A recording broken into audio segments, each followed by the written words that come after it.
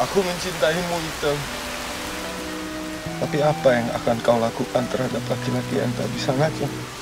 Ini cerita tentang Ajo Kawir dan burungnya yang impoten. Penis yang lembek ternyata bikin hidup Ajo Kawir tegang. Katanya, di dunia yang penuh dengan maskulinitas beracun ini, cuma yang tak bisa ngaceng, yang bisa ngapain aja tanpa takut mati.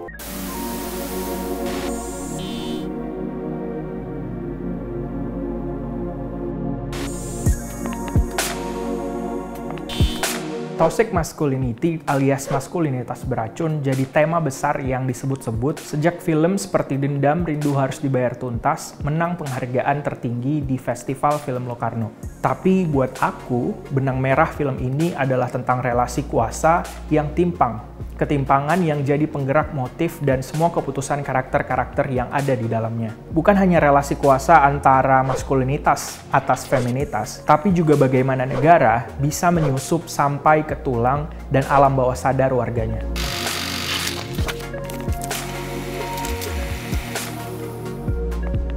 Ini novel tentang seorang anak cowok, anak laki-laki yang waktu kecil melihat satu pemerkosaan atas satu perempuan gila dan kemudian dia trauma, dia tidak bisa ereksi.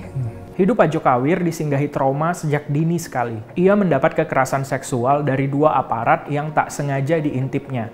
Ingin memperkosa Rona Merah, perempuan yang dianggap gila di Bojong Soang setelah melihat suaminya mati ditembak. Di novel, detail ini digambarkan Eka rinci. Di film, Edwin membumbuinya dengan detail waktu yang spesifik. Ajo Kawir dan karibnya Toke mengintip kejadian naas itu pada gerhana matahari 11 Juni 1983. Hari di mana pemerintah menakut-nakuti warga agar tidak keluar rumah dan kalau bisa bersembunyi di kolong kasur atau meja.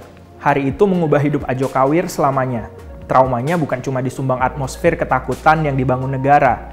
Pelakunya juga aparat, yang adalah simbol perpanjangan kekuasaan negara. Perubahan-perubahan kecil begini banyak sekali terjadi dari proses alih wahana yang dilakukan Edwin. Kau bisa melihat usaha Edwin membangun dunia seperti Dendam, lewat bahasa-bahasa visual yang khas dalam satu tema yang jelas. 80-an. Sejak awal adegan saja, kita sudah melihat gambar di belakang truk berkedip pada kita.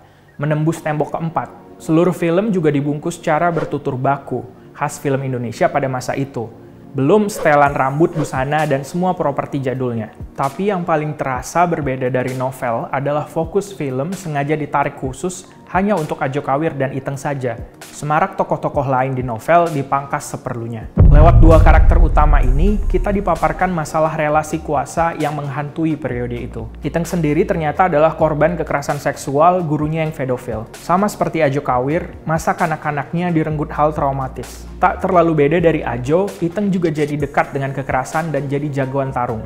Ia tumbuh bersama budi baik, pemimpin sanggar tarung dan besar jadi centeng rentenir. Tapi ketika bertemu Ajo Kawir, Iteng ingin meninggalkan itu semua. Ia merasa menemukan laki-laki berbeda yang tidak memandangnya sebagai objek. Buat Ajo Kawir, jatuh cinta pada Iteng juga mengubah dirinya. Tak lagi suka berkelahi, tapi tetap tak percaya diri membalas cinta Iteng. Karena burungnya masih belum bisa berdiri. Tapi ketika mereka memilih bersama pun, tangan-tangan negara tetap berusaha merecoki hidup mereka. Kerusuhan itu disimbolkan oleh sosok Paman Gembul, representasi militer yang juga jadi lambang periode rezim represif di 80-an. Mulai dari menawarkan duit banyak yang diperlukan Ajo Kawir untuk kawin, sampai membebaskan Iteng dari penjara. Persona si bapak juga dikemas Edwin sedemikian rupa. Ia terlihat santun dan lembut bertutur, tapi sebetulnya bengis dan licik. Misalnya ketika bicara dengan Ki Jempes tentang rasa bersalahnya pada hidup Rona Merah. Pak Gembul sempat-sempatnya menipu si Pak Tua Buta saat memberikan air mineral gelasan yang diklaimnya lebih mahal dari bensin. Hebatnya, Edwin menyiapkan ujung yang kocak, tragis, dan tegas.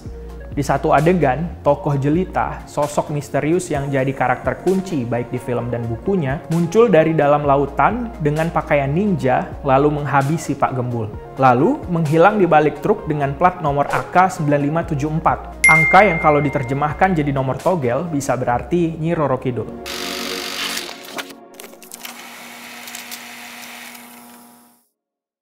Rasanya keliru jika menilai seperti Dendam cuma bagus di sektor plot dan bungkusan isu saja.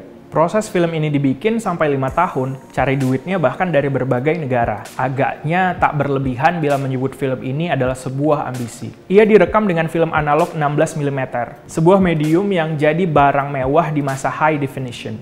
Hitung-hitungan roll filmnya harus jelas kalau tak mau rugi.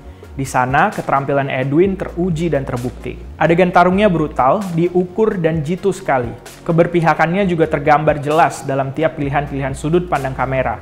Misalnya bagaimana dunia Ajo Kawir betulan terbalik setelah dipiting terus dibanting Iteng dalam adegan perkelahian itu. Atau bagaimana adegan persetubuhan Iteng dan Budi Baik yang diambil dari sudut pandang eye level dengan medium shot, seraya tangan Iteng menutupi mata Budi, menolak male gaze. Bila banyak orang merasa seperti Dendam adalah ode untuk tahun 80-an, maka aku melihatnya sebagai rekonstruksi Orba lewat mata Edwin. Kekerasan yang menggerakkan karakter-karakter di dalamnya, baik secara langsung atau tidak, adalah setiran plot dari negara. Tubuh Ajo Kawir dan Iteng jadi buktinya. Dua jagoan yang tak peduli pada hukum dan mereka yang harusnya menegakkannya. Hidup mereka yang penuh kekerasan tapi juga romantis, penuh kegelisahan dan horor, berhasil disajikan Edwin dengan sabar dan teliti. Bila ditarik ke konteks hari ini, menarik pula melihat dua karakter utama korban kekerasan seksual ini mencari jalan keadilannya sendiri dan mengakhiri apa yang harusnya mereka akhiri sendiri. Jangan lupa subscribe YouTube Tirto dan follow Instagramnya. Sampai jumpa di Misbar Tirto berikutnya.